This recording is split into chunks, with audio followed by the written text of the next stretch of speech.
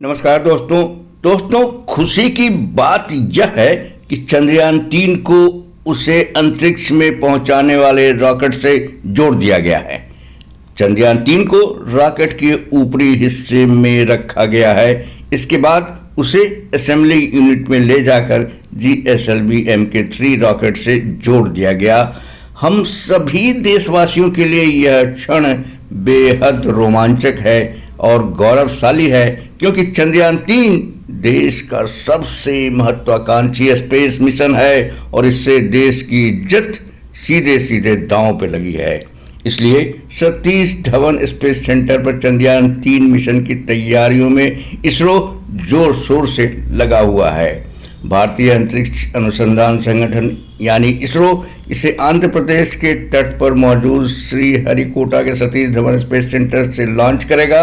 Launching के लिए जिस रॉकेट का इस्तेमाल किया जा रहा है उसका नाम GSLV Mk3 है और इसी रॉकेट के साथ अब चंद्रयान-3 को जोड़ दिया गया है। दोस्तों हम जानते हैं कि चंद्रयान-3 मिशन इसरो के चंद्रयान-2 मिशन का फॉलोअप मिशन है। यह मिशन पिछली बार हुई गलतियों को सुधारने और अपनी क्षमता प्रदर्शित करने का भी मिशन है। इस मिशन पर हमारे दिए गए टैक्स की 75 करोड़ की धनराशि खर्च हुई है। दोस्तों चंद्रयान-3 मिशन में इस बार लैंडर और रोवर जा रहा है। चंद्रयान-2 की तरह इस बार ऑर्बिटर नहीं जा रहा है। ऑर्बिटर वह यंत्र है जो चंद्रमा के चारों ओर चक्कर लगाता है। लैंडर वह चौपाया यंत्र है जो स्पेस एक्स के रॉकेट की तरह जमीन पर उतरेगा। लैंडर के अंदर ही रखा होता है रोवर। दोस्तों रोवर वह यंत्र है जो चांद की सतह पर चलेगा, चहलकदमी करेगा, दौड़ेगा, भागेगा और हमारे लिए जानकारियां इकट्ठा करेगा। चंद्रयान-3 में किसी तरह का ऑर्बिटर नहीं है। दरअसल चंद्रयान-3 के लैंडर रोवर से चंद्रयान-2 के ऑर्बिटर का संपर्क कराया जाएगा। लैंडर रोवर से मिली जानकारी को चंद्रयान-2 का ऑर्बिटर ही रिसीव करेगा और इसके जरिए या लैंडर के जरिए इसरो का डीप स्पेस नेटवर्क इन सूचनाओं को, इन जानकारियों को ग्रहण करेगा।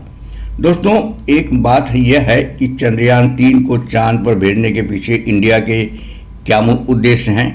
तो इसके पीछे इंडिया के 3 उद्देश्य हैं मुख्य तौर पर। पहला, चंद्रयान-3 के लैंडर की सुरक्षित और सॉफ्ट लैंडिंग का प्रदर्शन करना, दुनिया के सामने दिखाना यह कि भारत के पास ऐसी ताकत है जो चांद की सतह पर सॉफ्ट लैंडिंग करा सकता है। दूसरा, रोवर को चांद की सतह पर चलाकर दिखाना। और तीसरा, लैंडर और रोवर की मदद से चांद की सतह की साइंटिफिक जांच पड़ताल करना, उसकी रिपोर्ट तैयार करना। अब सवाल यह भी उठता है कि इन उद्देश्यों की पूर्ति के लिए चंद्रयान-3 चांद पर जाकर करेगा क्या? इन उद्देश्यों की पूर्ति करेगा कैसे, यह भी जानना जरूरी है। दोस्तों चंद्रयान-3 वहां पर जाकर, चांद की सतह पर जाकर 4 तरह के काम करेगा। पहला काम यह है कि चंद्रमा पर पड़ने वाली रोशनी और रेडिएशन का अध्ययन करेगा। दूसरा काम, चांद की थर्मल कंडक्टिविटी और तापमान की स्टडी करेगा। तीसरा, लैंडिंग साइट के आसपास भूकंपीय गतिविधियों की स्टडी करना। चौथा, प्लाज्मा के घनत्व और उसके बदलावों का अध्ययन करना। रोवर अपना डेटा सिर्फ लैंडर को भेजेगा और लैंडर अपना डेटा जो रोवर से ग्रहण करेगा उस सारे डेटा को सीधे ISDN यानी इंडियन डीप स्पेस नेटवर्क को देगा। दोस्तों इसरो वैज्ञानिकों को उम्मीद है कि लैंडर रोवर चंद्रमा पर 14 दिनों तक काम करेंगे। हो सकता है इससे ज़्यादा भी कर सकते हैं या इससे कम भी कर सकते हैं। दोस्तों इस मॉड्यूल के जरिए इसरो अंतरिक्ष में छोटे ग्रहों और एक्सोप्लैनेट्स की खोज भी करेगा। यह एक्स्ट्रा काम करेगा इसरो का यह चंद्रयान-3। इसके साथ यह भी पता करेगा कि वहां पर रहा जा सकता है या नहीं, यानी एक्सोप्लैनेट पर रहने लायक माहौल है या नहीं, वातावरण है या नहीं। दोस्तों वीडियो इंटरेस्टिंग लगा हो तो हमारे चैनल से जरूर जुड़िएगा, इसे सब्सक्राइब कर लीजिए और वीडियो को लाइक कमेंट भी करिएगा।